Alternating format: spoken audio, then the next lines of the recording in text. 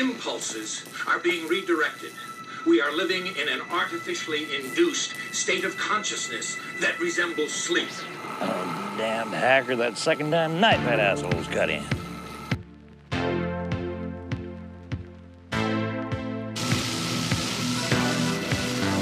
Things giving me a headache. Yeah, tell me about it. It took the hackers months to figure out how to do this. The poor and the underclass are growing. Racial justice and human rights are non-existent. They have created a repressive society, and we are their unwitting accomplices. Please understand, they are safe as long as they are not discovered. That is their primary method of survival. Keep us asleep, keep us selfish, keep us sedated.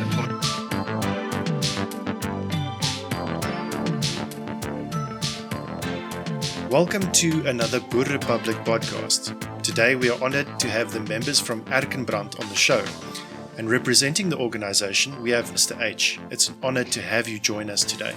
By a donkey? We've been looking forward to this opportunity for a while now. The aim of today's chat is to discuss a few topics related to the connections between the Netherlands and South Africa. Some current developments, as well as political developments worldwide that could affect South Africa both negatively and positively, and much more. Firstly, before we delve into those topics, could you please tell our audience a bit more about your organization and what your organization stands for? Yeah, I'm I'm a bit new to Erkenbrand. Erkenbrand is an alt-right organization based in the Netherlands. It has more of an intellectual appeal to try to draw the people that have more cerebral energy, but still have a problem with the modern world. We have, I would say, a more highly educated group of people than most other right-wing organizations or, yes, the stereotypical organizations. We also have quite a few meetings. We're involved in physical training as well. We try to make sure that our members are not only smart, but physically trained. So I would say that Erkenbrand appeals to the total man, which is a man that is intellectually developed, physically developed, and has a political aim, which is defending his own people. And in this instance, it would be the Netherlands, also Belgium. That actually gives us quite a bit to work with, because in these times, I think finding someone who is the ascended or the total man is quite difficult. I think especially where society is concerned and the way the Western world is going, we desperately in need of men that will act and that have the will to act. Well, yes, and this is a direct revolt against the world as it is now. The world teaches that masculinity is bad, that being white is bad. So white masculinity is the epitome of evil. So according to our political enemies, we are the epitome of evil because we are masculine, fiercely heterosexual, and intellectually developed. I like how you say fiercely. Well, we had as non-gender, as non-binary as you can. Yes, non-binary as possible. Non-gender fluid. Yeah. Well, we draw distinctive lines that were created by nature.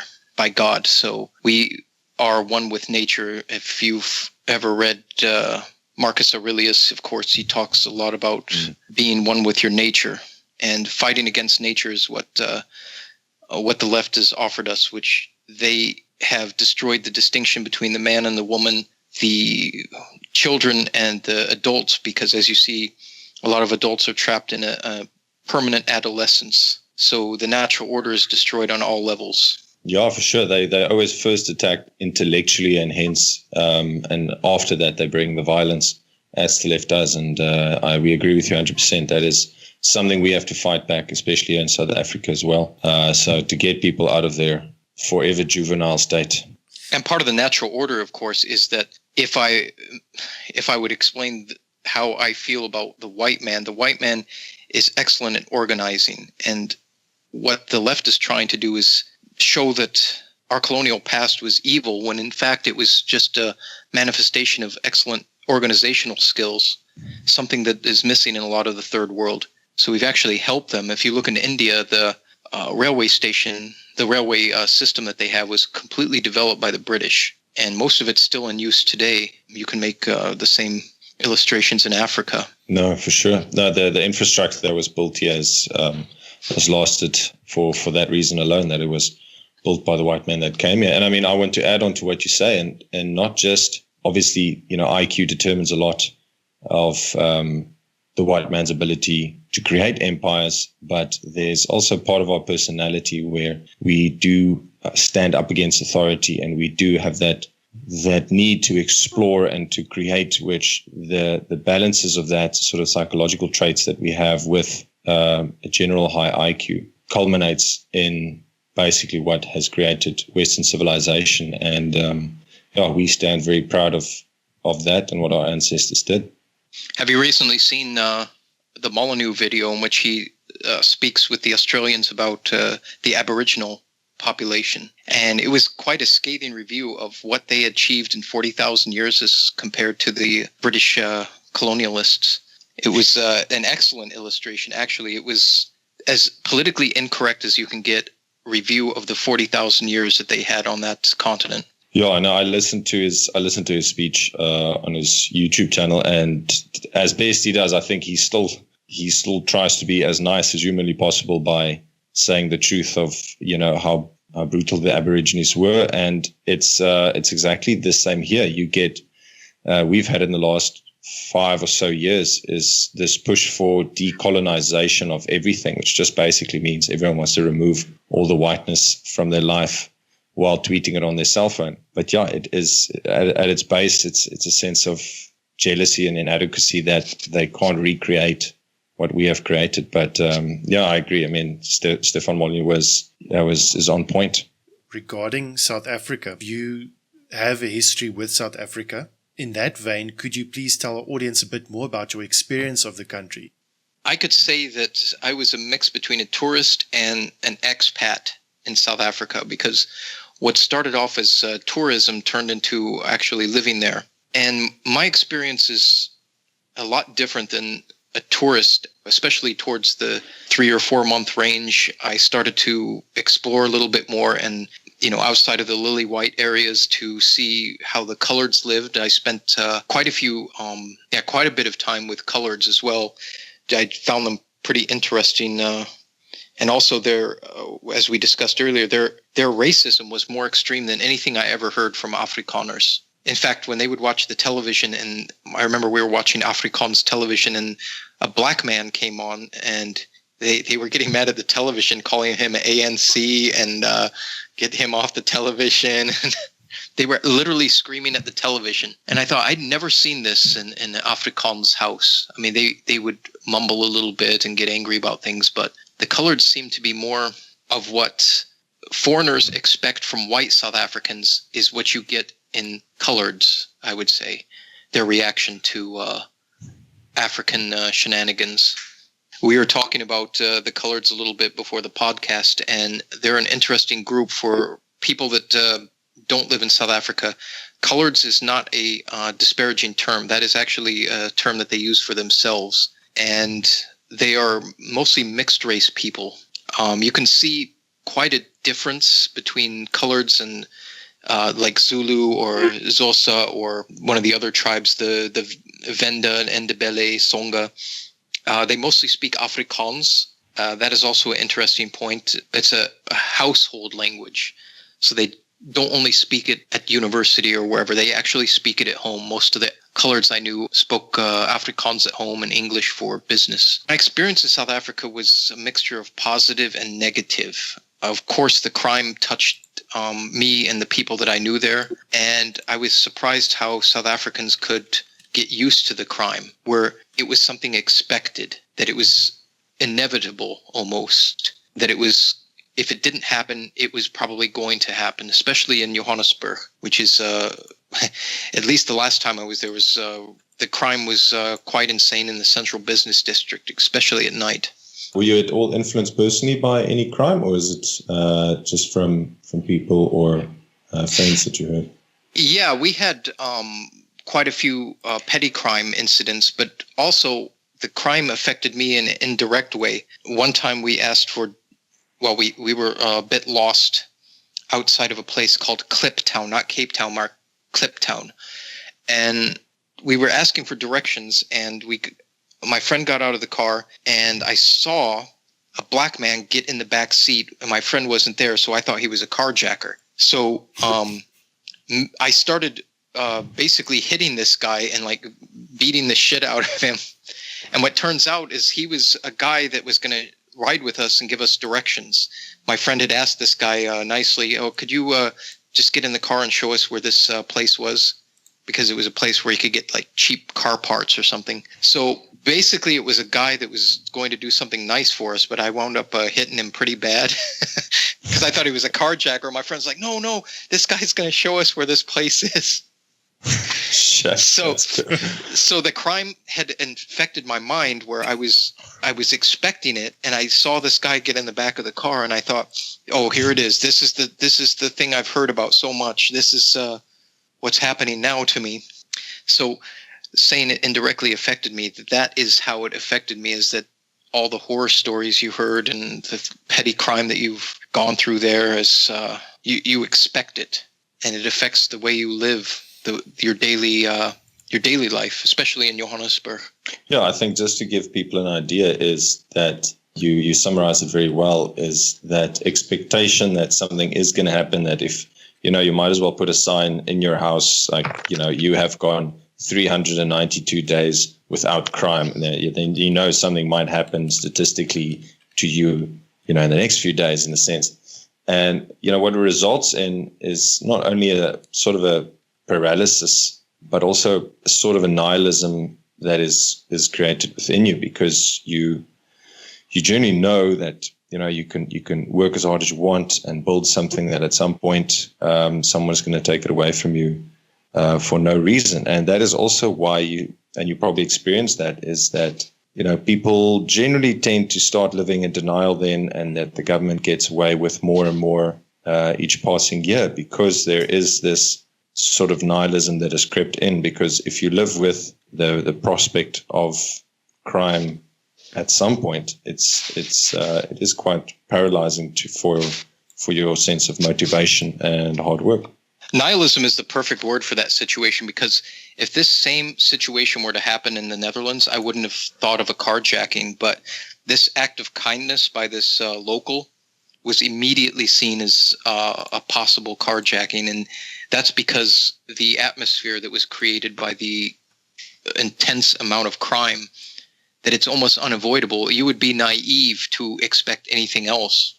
Yeah, I mean, you could even speak to, even if you speak to most black people in South Africa, if they go down a dark alleyway, they will be relieved to see a white guy coming up there. And that is just the way that we live, the way that we stay prepared. And as we've talked before, it is one aspect I would say it's one aspect of being male that I actually appreciate in South Africa, because here, in different first world Western countries, it is as if the state has taken over the function of the male to such an extent that the men have to adopt certain beta male characteristics just to get laid, in a sense, just to get a female. Where here, a girlfriend or wife or partner still really needs you to be the man, to be the protector. And in a sense, it helps us. I'm just trying to see the positive here. It helps us to at least still use our masculinity in some way. Wow, that's an interesting point that you bring, because women do appreciate it when you're generally taller than them, but that, of course, is because they want a sense of protection. But I can see what you're saying, that as a man living in South Africa, if you can genuinely protect your woman, it actually means something. Yeah. So I mean, I would, like just on a personal level as well, I have lots of female friends, and you get asked, every other weekend if they want to go run somewhere, jog somewhere, because it's a very beautiful country and there's a lot of outdoor things to do. And you will be summoned to basically run as friend / protector. And you carry your weapons, and you're basically there to be a non-paid bodyguard. Wait a second. So you're telling me that you get to be the bodyguard for women clad in jogging pants? That's what you're saying. What a job. That's as far as the advantages go. But yes. Yeah, it's not. Wow, it's interesting job. Yeah, it's not exactly women in fair maidens in wheat fields, but it's something at least.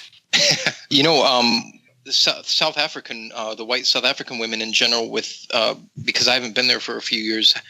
How is the level of political correctness and social justice warrior nonsense? How would you compare that to what you see in the West? Do you still have an element of that within the female population? Because it does appeal to the female psyche with the maternal instincts and the wishing to care for the underdog.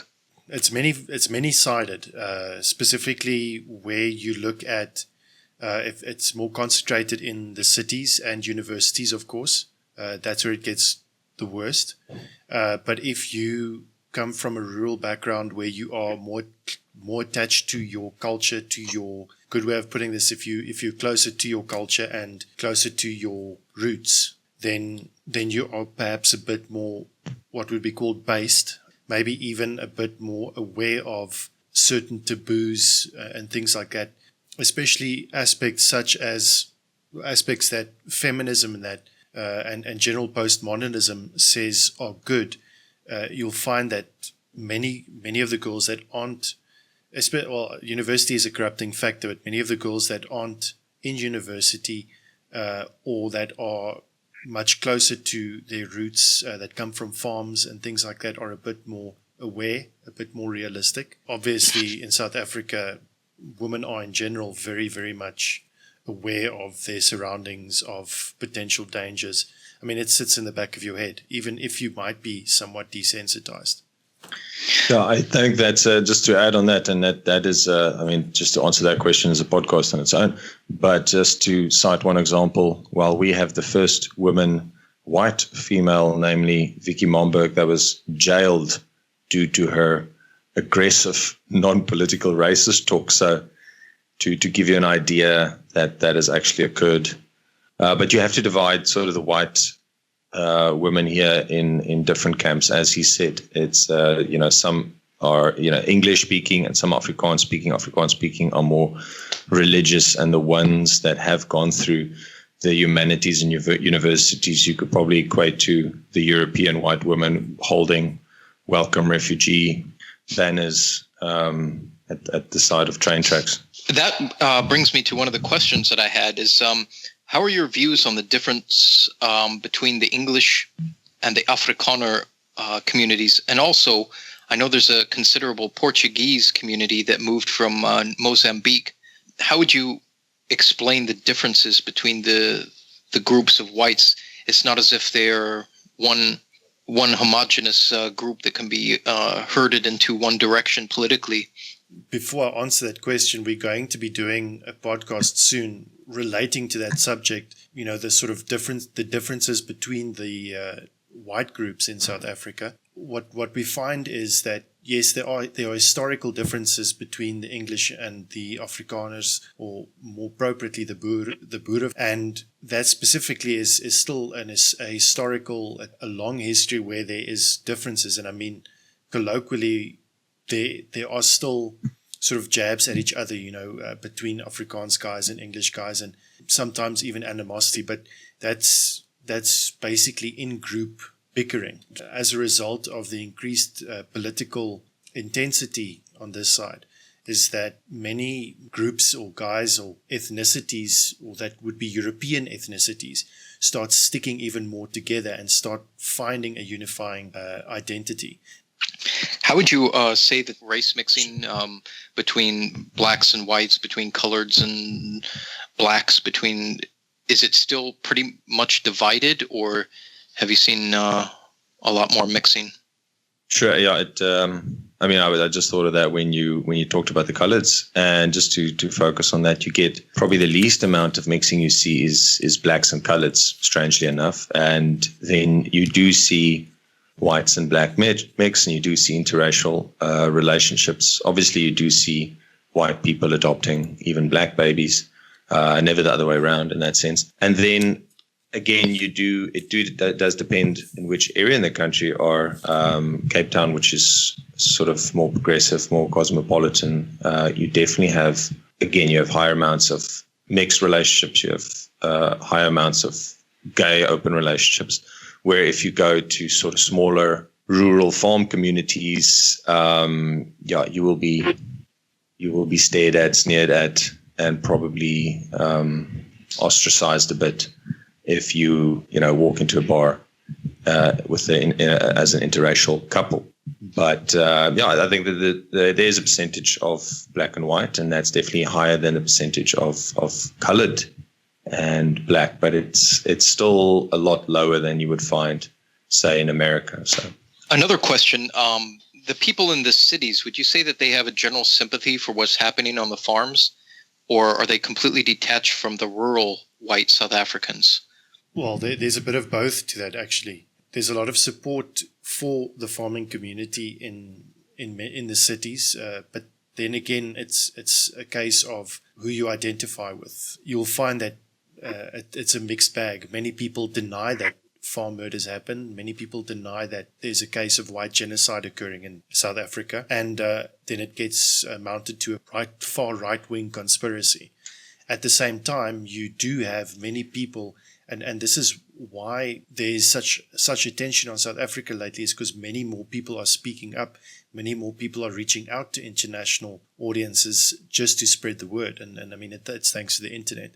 A bit for the English speaking, this isn't of course for the Dutch speaking, but for your understanding, the word boer means farmer, and you have to understand that the South African farmer has been actually farming since 1657, because the VOC, the Dutch East India Company, released 9 employees and granted them farms in that year, 1657. And that was not far from Table Bay, which was being used by the Dutch East India Company as a sort of a refuel spot, because they had to sail all the way around Africa and then to the East Indies.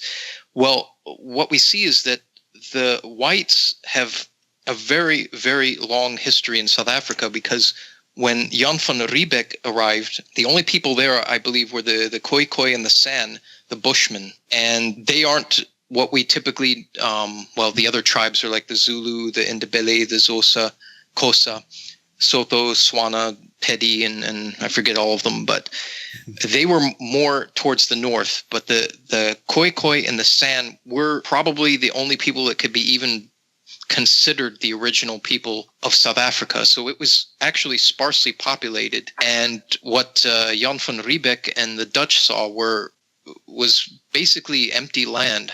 Yes. So the history of the white man farming there is very, very old. That's without a doubt true, yeah, definitely. And that's something that people have to understand, that the colonization of Southern Africa is not a recent event. This is something where whites in Europe and America that understand the situation, is that the whites that live in South Africa that have a historical bloodline there have actually become part of the land. And for people to just blindly say, oh, just move away, it's not worth living there. It's like giving up a piece of your culture and a piece of your blood. It's like me as an American saying, "Oh, America, screw it. We tried. It failed." It's actually worth fighting for. It's something worth, in some instances, dying for, I believe. That's a very good point you make there, Mr. H. The one thing that is exceptionally true about that is that, even though people might have the opportunity to leave, many people don't. But if people do have the opportunity to leave, they can't purely because they have family, they have loved ones, they've got people they don't want to leave in such dangerous circumstances. But at the same time, it would also be leaving your ancestors. It would be leaving those who fought to make the country work over multiple generations. And I want to say, white man, South African white man, this goes to you, is there's nowhere left to run. Trust me, they're coming after us everywhere. In Canada, which was what we considered America, the Great White North, they're letting in thousands of Syrian refugees. The Quebecois, it brought in a lot of black French-speaking Africans to boost their French-speaking population. It's happening everywhere. There is literally nowhere left to run, and if there is, it's very temporary because they are going to find the last spot and they're going to breed you out. Yeah, I mean you can't say it better than that. And we obviously have a lot of conversations with South Africans and non-South Africans about the best way to go about this, as most of my friends and most highly successful white people have left the country or gotten their money out of the country. And I can corroborate with that message. And this is kind of the reason why, in a sense, if there's ever a place where you can build a very successful white ethno-state, if that's what you want to call it, this is the place to do it. And one of the good reasons is because we have such an incredibly terrible, badly organized government. Because again, if you talk about all the invasions from refugees, Syrian refugees, Muslim economic migrants into European countries, into Canada, these are all obviously done through government control, and there's not much you could really do. It's very difficult to stand up to those governments. And I mean, that's a whole nother topic in itself. But here, for us to coalesce together and to stand up against a government is definitely a lot easier than standing up to, say, a Danish, Swedish, or Canadian government, because our governments are absolutely terrible. They have no idea what's going on. They have no idea what they're doing. The corruption is so blatantly open that there's no surprises. It's not as if we're never surprised at anything that happens if you get that. Yes, indeed. In fact, that brings me to another question that I had. Now, what is the state of the South African military? I remember, because I'm a pilot and I also love aviation, is that during apartheid, the South African industry actually created their own helicopters, one of which was called the Rooi Valk. Yes. Now, the South African defense industry in those times were actually adapting quite well to international trade embargoes and making their own equipment. You could say definitely the South African military was probably the strongest on the continent. How is the state of the South African military now? Would you say that it is completely destroyed by the black economic empowerment actions, the inept governance of the blacks, or would you say that it's business as usual? No. Maybe just this is a quick point to make, is that in contrast, back then the South African military was of such a caliber that we could fuel our own equipment, made our own fuel via Sasol, and at the same time, like you mentioned, the Rooi Valk, which is an outstanding piece of military technology. Our own weaponry, albeit in some of it in conjunction with Israel, if I'm not mistaken. But also we had a functioning nuclear weapons program. Just to contrast that to what we have today, is we don't. There was a few years ago in the news, the South African Navy was quite chuffed that they could have there was a new submarine that came into commission, and it was unveiled, I think, in Port Shepstone or Port Elizabeth, somewhere there. What happened was, they did a nice public gathering, and one of these guys, a black Navy commander, unveiled it, and he was quite happy to inform the South African news media that, they'll be able to safely patrol the South African coast and protect it from sharks. So, oh boy, we got problems. So the contrast here is bad. Sharks. So that was his the whole reason for the Navy to exist. Yeah, we can do it in an accent too, but what it amounts to is it's not it's not the prospects aren't too good. But yeah, I think the probably the only record or the only way that the South African military beats any other military in the world is that we've probably got the highest amount of HIV military men and women in the world.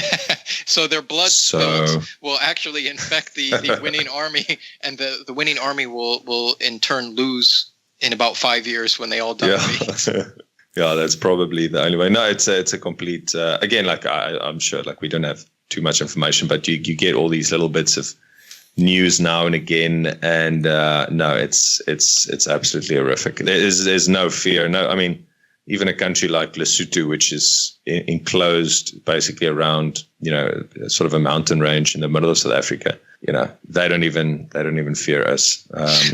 Boy, it's ridiculous. No, that is sad. And in fact, the only good thing that you changed the flag is, aren't you glad that the old South African flag isn't flying above that insanity? I think that's the only good thing about the flag change. That's a good point. It's a very good point. It's a dismal state of affairs. Let's discuss a bit of the historic and cultural connections between South Africa and the Netherlands. Maybe a few current and modern connections, if there are any. And one go for it, Mr. H. Yes, connection please. I was thinking about is recently, recently, a few years ago, I saw on the Dutch news is that there were linguists that were once again interested in the linguistical connections between Afrikaans and Dutch. And there was also a comedian that was speaking about how Dutch had changed and the funny nuances of the language. What's also interesting about not only the Dutch connection, but the adventurous and nomadic nature of the European man in general is that, well, did you know that there were actually Afrikaners living in Patagonia in Argentina? The Boers at the end of the world. Yes, there's a community there, and it shows you that the Boer folk are able to adapt very, very quickly to wherever they go, and that is shown by the rugged nature of the first white man that came to Africa, because as you know, the first white men that came to Africa were explorers by themselves. They obviously had left their homeland. So you could say that the nature of these people has always stayed with them. And no matter what happens, the domestication of the people, the modern ease that we have now, still cannot tame the inner explorer of the Boer folk. And I wonder if sometimes that when I look at what happened to Europe and America, some of our best genes died in the two world wars, and that what we have left is soy boys and bisexual, bi-curious insanity is what we're left with. Would you then say that the white man has an inherent pioneering and Faustian spirit then? Absolutely. If you look at the way that we look at the world, we don't see it as much as a obstacle. I'll give you a good illustration. Is that I was reading an Afrikaans book to try to help my Afrikaans, and it was about the voortrekkers, and there was one of the voortrekkers was speaking with black natives, and there was a river. I don't remember the name of the river. And the blacks had said, well, you can't really cross it. And the blacks just accepted there's no way to cross the river. But the white explorers were thinking, no, there has to be a way. We can build something. We can construct something. We can use knowledge to somehow tame this idea that the river is impassable. And indeed, they did do it. But if you contrast the two ways of looking at simple things such as natural occurrences and problems that arrive, is the white man looks at a problem differently than other races, I believe. And that illustration can be seen on many continents, many levels, and many different instances. Yeah, and to illustrate that in another way is just looking at scientific advancement in the last couple of centuries, and that you basically can say that 97 or 98% of scientific advancements, based sort of on Nobel Prize givings, was done by white European men. And that is just another way of exploring. It's a way of exploring knowledge, exploring your mind, and exploring science. And it's for me, it's one of the horrors of the last 200 years is that two world wars, which basically destroyed, you could say, some of the greatest genetics that has ever been around. And that's why we should do whatever we can to repopulate and pass on those genes. Well, the British upper we still class, have, absolutely, the British upper class took a great hit in World War I because, of course, officers were meant to go first and lead by example. Now, of course, that worked well in the Napoleonic era, but if you were a British officer in World War I and you were going up against machine gun fire and gas attacks, it was more of a futile, suicidal effort than bravery. Yeah, and as I know it was just a bit off the point maybe, but it's just something that I have a big interest in, especially is the genetics of intelligence. And if you look at sort of Jewish history and genetic history, and although this is more theory and that hasn't been proven too well with genetic studies, but it shows because of their sort of belief that the top priests, I might get their name wrong, but the priests, they have to, they're the ones that have to pass on the genes the most and reproduce the most. And that caused sort of like a natural selection effect to kind of push them past that IQ barrier. And hence they today have some of the highest IQ in the world. And it's kind of the idea I want to inculcate in whites today. It's because the big burden white males, especially in this country, is we produce generally in proportion the most money, and hence we contribute the most taxes, and we're also taxed the most. And that doesn't leave a lot of time for having 5-6 kids. And in a weird way, it's exactly what you should be focusing on. And again, then you also have to speak to the woman, because in a sense, as we've spoken about it, there is the society in a way is pushing women into interracial marriages, into waiting and fulfilling first their career desires before they even think of children. So there's a lot of things against us passing on our genes. Oh, yeah. I wanted to ask about the Dutch Afrikaans connection. Is how many of the Afrikaans-speaking community have an affinity with the Netherlands? Do they feel in a way still Dutch? Is there any connection besides an historical one that's faint in the background? Or would you say that being Dutch and from the Netherlands is still something that they're proud of? Yes. The one thing to understand about the history, maybe the genetic history of many of the whites in the country, is that there is strong influence, a very strong influence from the Netherlands, a very strong Dutch influence, but there is some mixture between Scottish, between German and French as a majority genetic influence, ethnic influence. That's definitely the case. But there is still a strong connection this is also maybe due to language, and a similar language, is that the linguistic ties help cultural ties.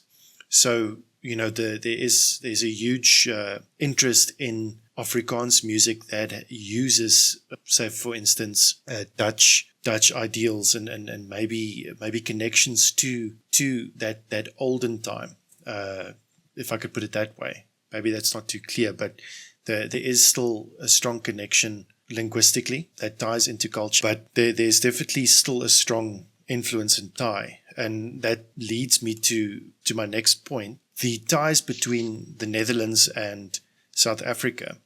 Has there been much news coverage of the events in South Africa lately, especially concerning the farm murders, especially concerning the violence and as well as the anti-white rhetoric here in South Africa? Well, of course, the mainstream media here is going to be tinted by the left. But now the situation in South Africa is such that it's impossible to avoid. So the land distribution policies are being discussed. But I've noticed here in the Netherlands is that they've tried to shy away from naming anything a genocide or that it's a organized effort to destroy whites.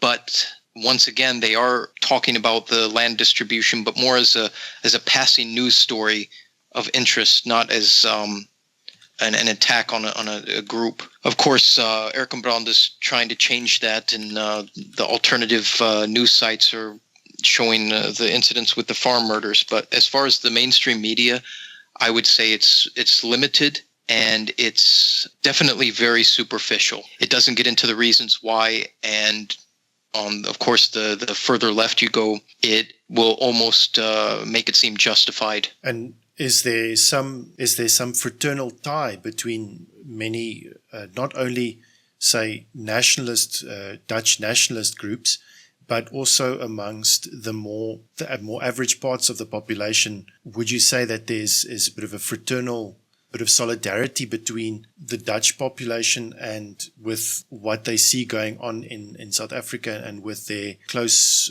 genetic brethren? Well, I'll put it this way. For the conversations that I've had and with friends of mine that are non-political, not involved in any organizations, I've heard utterances that were such that they would say, well, why don't we take them instead of like Iraqis and Afghanis, because they're closely related to us and they would be easier to integrate them.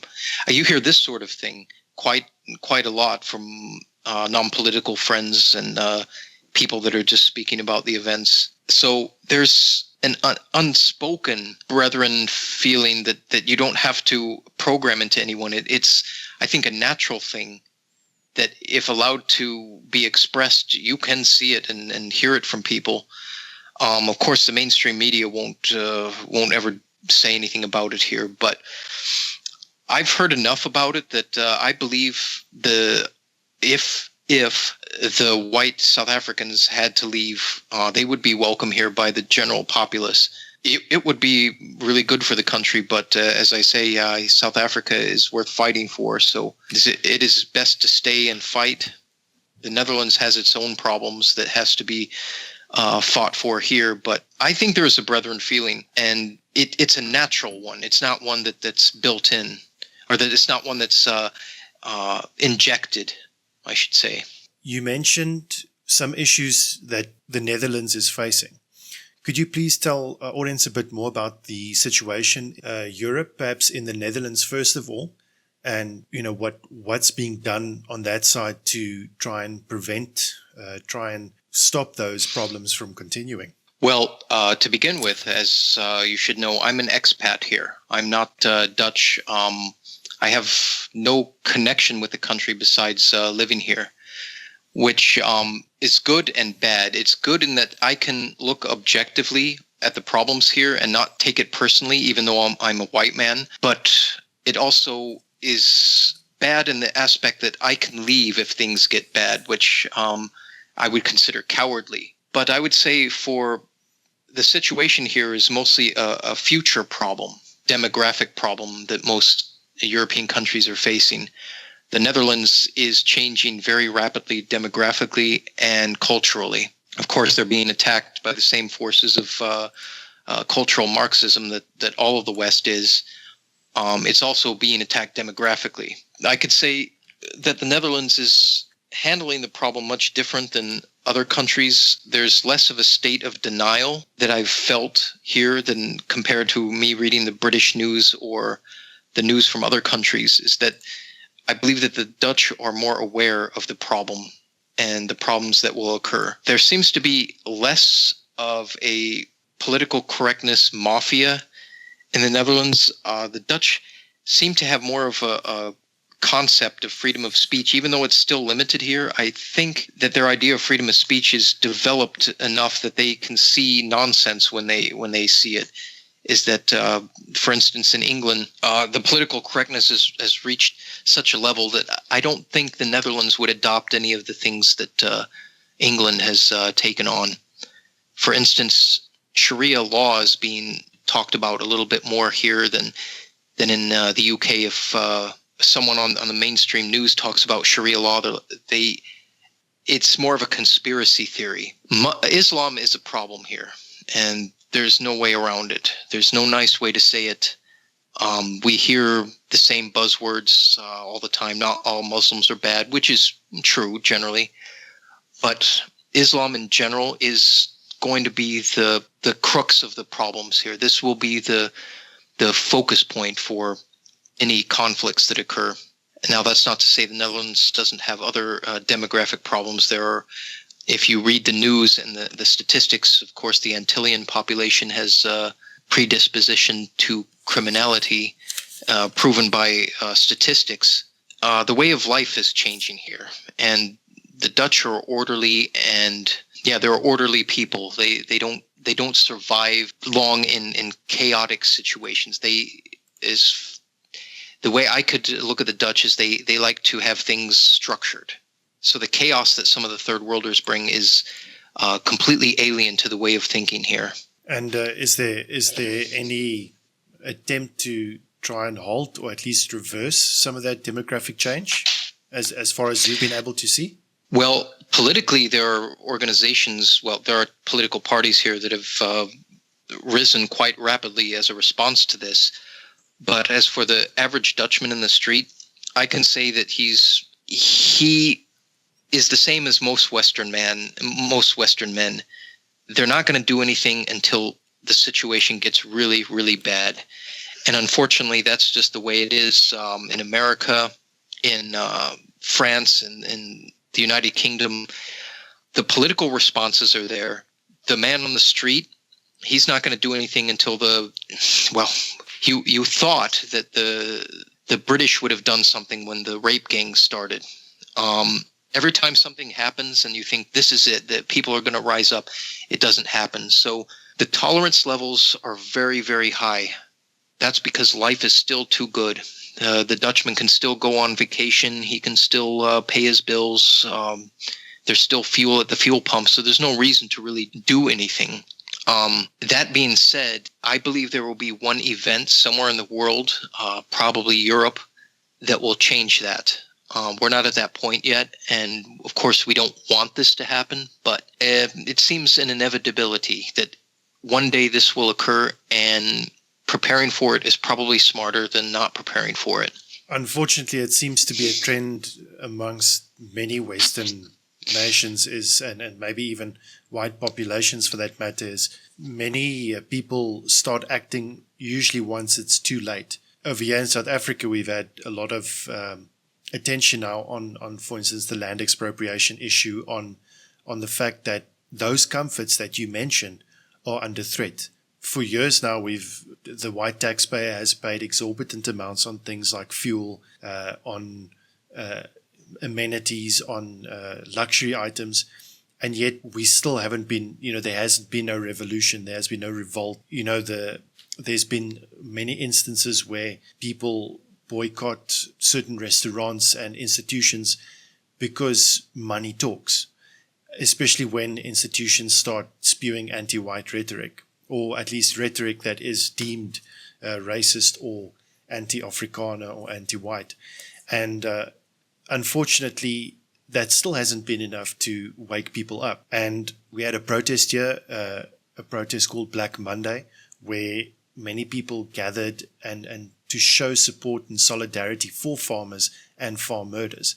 And the government, immediately tried to shut it down. What happens is, and I think, and unfortunately, and it would be interesting to have your take on this also, is that unfortunately, even though it's too late here in South Africa, we don't see enough people taking action, doing something, and rising up. Maybe in a lawful manner, not sure even what that means anymore in South Africa nowadays. But the issue here is, even though things seem to be on the verge of becoming an apocalypse level event for South Africans, there is still not enough action.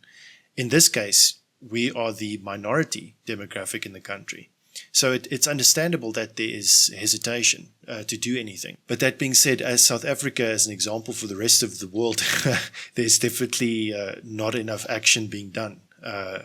And perhaps just your take on this aspect on the what would be deemed complacency of the white man. Is it complacency, or what inhibits us from taking any action? To respond to that, I can say that Trump was a political response to this. And what we did in America was just stop the bleeding, basically. The wound is still there, but the bleeding has stopped. As far as the rest of the Western world is that the bleeding is still occurring. I fear for the worst, but I believe that this is a baptism by fire, that we have to go through this period to see something better on the other end, that this will merely be this will be a bump in history that will be looked back upon as an aberration. Do have hopes for the future and what the white man will achieve. I truly believe that 1,000 years from now we'll be in space and they'll be telling stories about how we were almost wiped out back on Earth. But this is the time, this is our time, what we have to go through. And as the Senior van Rensburg said, the man that gave many prophecies, is that the Boer folk will go through many trials and tribulations, and many of them will die. But on the other end is something good waiting for them. This is just something that has to happen. Whether you believe in prophecies or not, or you believe in any of that, I truly believe that this is a baptism by fire for the white man, is that we're going to lose a lot of people, and we may even lose certain chunks of land in our own homelands, but we'll come out stronger on the other end, and the people that will come out on the other end will be much, much stronger, prepared, and they'll be smart to the tricks, to the cultural Marxism. They will be literally immune to this. 2 questions related to that. First of all, our audience might be curious as to why an American might be associated with a Dutch pro-white or a pro-nationalist organization. Perhaps you could just give a bit of background as to why you've decided that Erkenbrand is the organization for you. Well, I believe in pan-nationalism. I'm a white man. That was illustrated clearly when I was in South Africa, and blacks didn't look at me as, oh, you're American. I was just as much a scumbag to them as an Afrikaner or a Portuguese or an Englishman. These sorts of events, especially from other races, show you that we are in this together. This is not a struggle for the Boer folk alone, for the Dutchman alone, for the Englishman. We will come out of this struggle as one people. And then once we've achieved what we want to achieve, maybe it's just merely survival, then we can have our petty differences and our squabbles that the white man has always had. Thousands of years of killing each other can resume once again. But first, we have to secure a place for ourselves and a future for ourselves and a general direction. Because when the hordes come to Europe, they don't differentiate between a Frenchman and a Belgian and an Englishman. They are just easy prey to be dominated and destroyed. It's that simple. It's not as if a revolution will occur in the UK and they will be isolated from the rest of the world. It's exactly why the slogan or the catchphrase that's spread like wildfire across the internet has become so popular, is that there should be no more brother wars. And we're far too atomized at the moment, even on a scale, on a South African scale, and as well as on the scale of a larger Western ideal, is that we're far too atomized to realize that that should be the case. Simply no more brother wars. I agree with that completely. In fact, another group that has exhibited loyalty to their own tribe first. We can emulate certain groups that have done this. In fact, I consider myself a white man first and an American second. If America ever turned against my people, it would become an enemy. If the United States became openly hostile to white South Africans trying to defend themselves, who do I side with in that situation? If for instance, Germany became overrun with Muslims in the future and they sent an army under a German flag, but they were all named Muhammad and Ahmed, to kill white South Africans, is that a group that I should have solidarity with? That reality is quite new. In fact, I was reading in a German newspaper that the German government was considering letting foreigners serve in their military, and we could to help get citizenship and help them to integrate. So we could realistically see a situation where there are blacks and Muslims fighting against native white people, but the blacks and the Muslims are wearing the uniforms and under the flags of the host countries, if you know what I mean. So you would see like a brown army of Germans, quote Germans, killing people in the streets for not integrating properly into the new system. That's a horrific reality that we face. Unfortunately, that reality has started showing itself in Britain, for instance, where you've got Pakistanis enrolling into the police force, people that should by no means be involved with government matters there, especially considering the history of, for instance, a place like Britain, which has been white for millennia. So that is a a terrible reality that you guys might be facing at some point in the future. Hopefully not. Hopefully not. It's a nightmare scenario that I was just speaking to someone about a video that I saw of a black man and a Muslim on British television lecturing British people on what it means to be English. That is the state of affairs that's going on here, is that you literally have alien people telling the native populations what it means to be English. They had a debate on one of these shows also, is like, well, we've always been a nation of immigrants. Not true. What does it mean to be British in the modern Britain? And instead of having like at least one nationalist with his ideas, it was literally a group of foreigners telling the British, well, yeah, this is what you are. Just face it now. This is the new you. Well, isn't that basically the case with Sadiq Khan? The mayor of London, who said, and I'm paraphrasing, we should expect more terrorist attacks like that because it's part and parcel of living in a modern city, something like around those lines. Ah, yes, little Sadiq Khan. Well, the good thing is he's being challenged quite a bit lately, because it's actually quite fitting that he's the mayor of London, because he is a third world mayor presiding over a third world city. And I think it's appropriate that he's the mayor of that city, seeing what it's become. I think Birmingham and one other city are now majority non-English.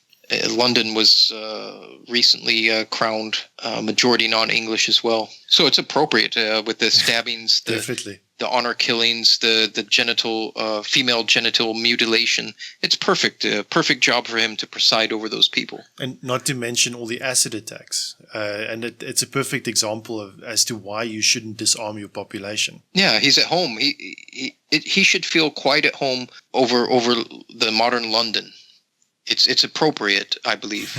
And it's also a good slap in the face that will wake up the English, I hope, is that I hope, because I'm sort of the school of thought that worse is better, I want the English to turn on the television and see only Muslims and blacks lecturing them. I want them to be humiliated daily. The same with the Dutch and with my own people, the Americans. So we will wake up eventually. And it seems like there's no amount of indignities, there's no amount of humiliation that we won't suffer. So maybe my hopes are a little bit, it's not positive, of course. Worse is better, but I'm hoping that the humiliation will have a tolerance level. And yeah, it's our wish that the Western white man wakes up sooner rather than later, especially considering the times we live in. Another question I have is regarding the connections between the Netherlands, South Africa, and for that matter, the United States. Is there a considerable population in the States that might consider themselves Dutch, especially if you consider how, for instance, New York or Manhattan came about? Maybe a bit of historical background with the connections between the Netherlands and the United States? Absolutely. In fact, we made a video recently, just a real short one. Unfortunately, my cameraman skills were pretty bad, so I made approximately 4 hours of video in the United States visiting Dutch immigrant areas, and only about maybe 15 minutes of it was useful.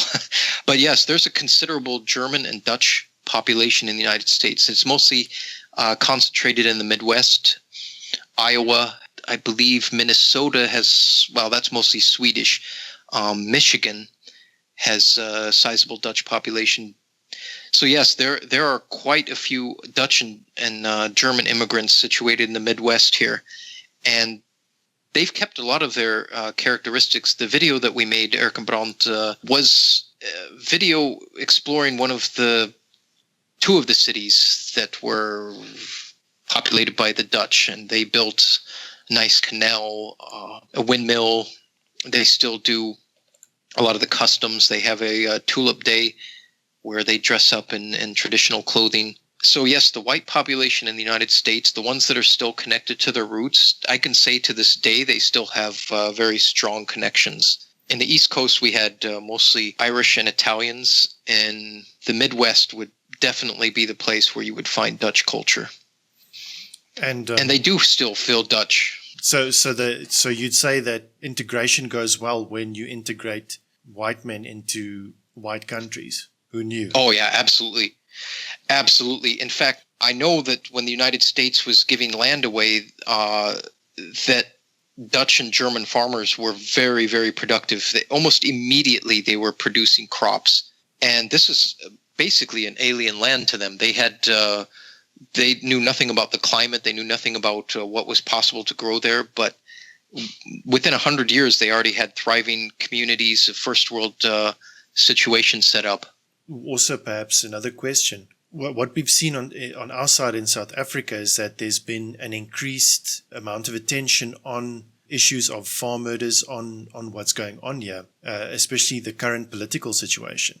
Now, one of the reasons why we wanted to speak with the organization that you represent is that there has been even more attention placed on this aspect that we are connected in some way, and that we should do something for our brothers from across the ocean. That's the sentiment that you see all across the internet, across certain alternative media sources. Could you perhaps tell us a bit more about what your organization has managed to do in spreading awareness of the issue in South Africa? And are you aware of any other organizations that, or at least any other attempts, things like protests, awareness campaigns that have been taking place in the Netherlands?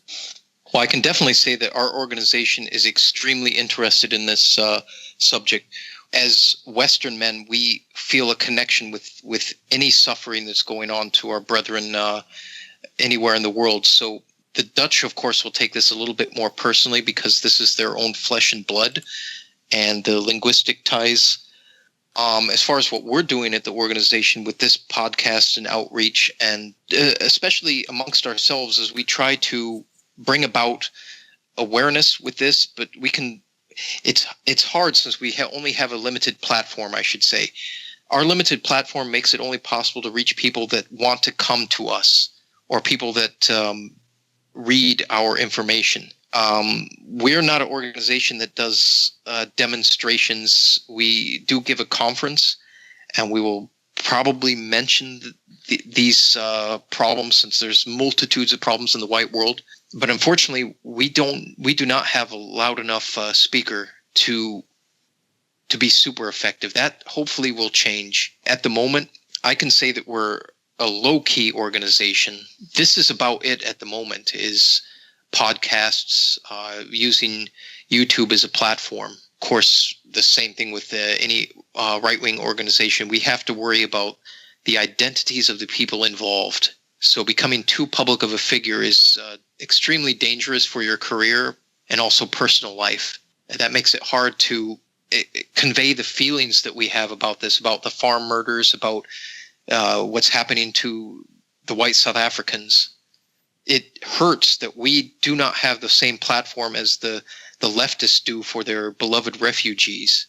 The Syrians we heard about for so long about how they were suffering in Aleppo.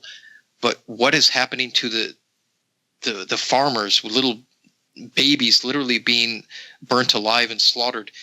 These sort of things we heard nothing about in the mainstream media. Yeah, it's true. And unfortunately, the situations that our countries are in such a state that you don't really, the full spectral dominance of the media, the amount of info coming in is often skewed, is often, unfortunately, is often sometimes overwhelming. You don't often have access to proper information, especially stuff that speaks or of many of the atrocities that we face. What are ways in which people in South Africa, as well as those in the Netherlands, as well as those across the Western world, might do to increase social cohesion and become less atomized? Well, the first thing that we can do is we need to have more conferences, because at least our organization, we've seen that the conferences are popular, and we need to create more content, more videos, more podcasts.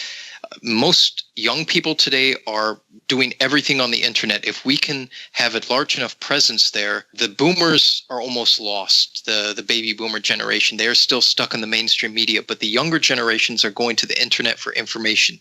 We have to be able to be found there. Without the ability of being found there, we're going to lose out on a huge audience. And there are young people that are actively searching for answers to these questions.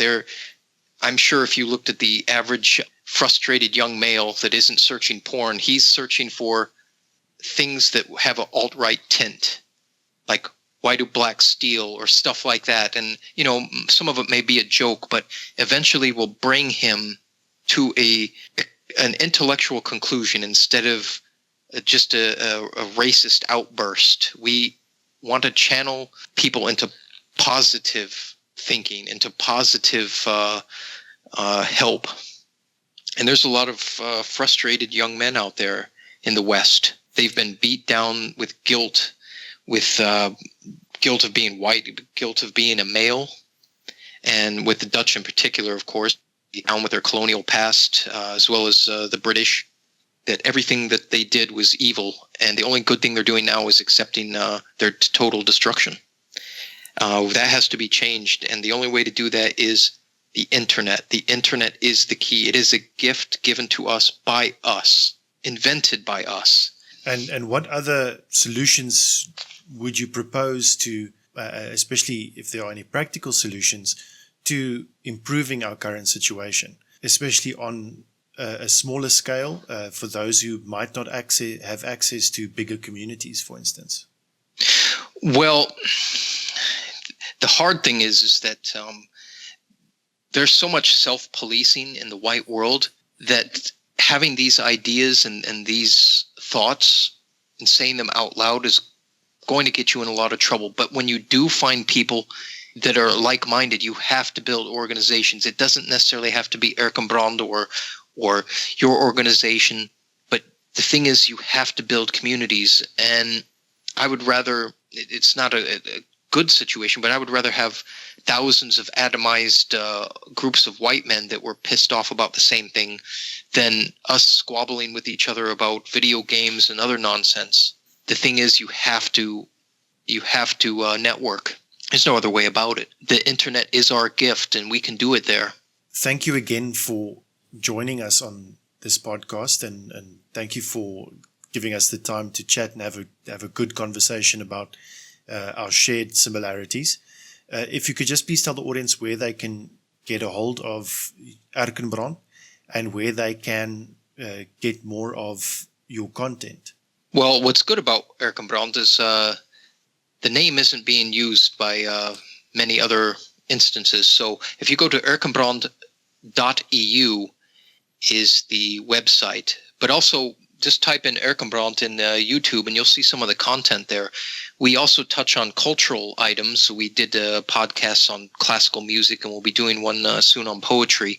So we try to bring the white man back to his culture instead of the junk culture that we've been given. We're trying to connect with our past and the beautiful gifts that we've been given in culture. Once again, erkenbrand.eu, and if you're on YouTube, just type in Erkenbrand and you'll find a lot of content for us. Thank you so much for joining us on the podcast. We would very much like to speak with you guys again. I think there are many, many topics we still need to cover, and there's always absolutely so much to be said. I have quite a few questions, and of course, I'd love to talk about Siener van Rensburg. We didn't touch on that, but that's almost another show on its own with all of his prophecies and such. I think it's something we definitely need to do, and I'm sure our South African audience would love to hear that. And on that note, thank you so much for joining us. We look forward to next time. Hey, thank you, and thanks for having us on. Great, thanks. Thank you for taking the time to listen to another Boer Republic podcast. Please like, share, and subscribe to our channel. And if this message resonates with you, please spread it as far as you can. Your support is appreciated. Any feedback is encouraged, and we look forward to engaging with you on our various social media platforms. You can find us on Twitter, gab.ai, minds.com, Steemit, YouTube, DTube, BitChute, and PewTube, as well as on wrongthink.net. We update as regularly as we can, so please follow us and reach out to us. Until next time, stay safe wherever you may find yourself.